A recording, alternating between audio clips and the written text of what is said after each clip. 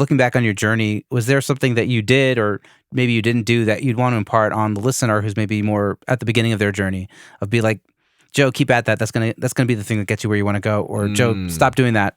It's holding you back. What would be that one thing? Stay away from the cannoli. No, I would say, like, realize that, like, the fear and the insecurity and the imposter syndrome or whatever you want to call it that you feel is super normal.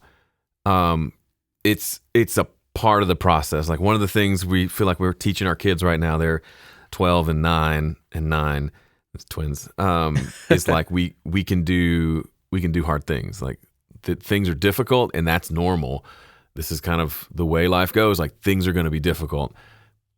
Be prepared for that. It doesn't make it any less difficult to know that it's going to be difficult, but there's an element of normalizing, like, I feel terrified to put this out there because someone might hate it and might say something mean to me. Yes, that might happen. But it's worth it anyway. Probably worse than someone saying something bad is you put out a piece of music and nobody says anything and you get crickets back.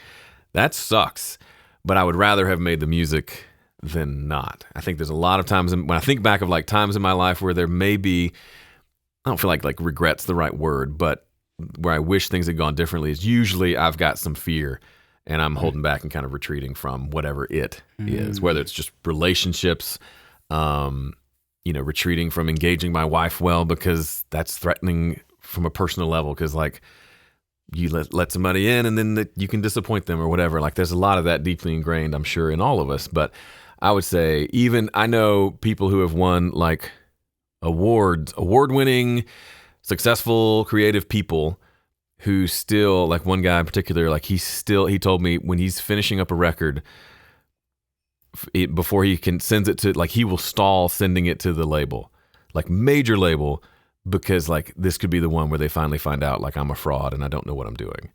And so if this guy, who's, like, sending mixes off to Chris Lord-Alge to mix, like, if he feels that, why do I feel like I shouldn't feel some of those things too? Like, I think it's just if you're a creative person, we tend to feel things pretty strongly out of the gate, which means those terrible things are just going to hit us pretty hard, and that's okay. I think we should still do the thing.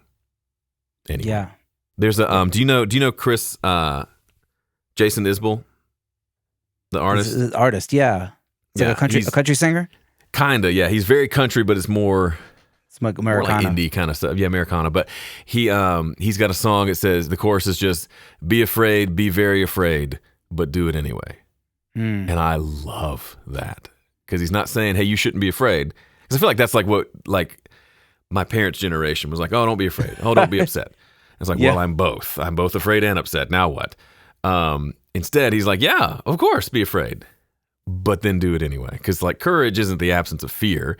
It's kind of what you do when you're afraid. And, yeah, and we're all afraid, and that's okay.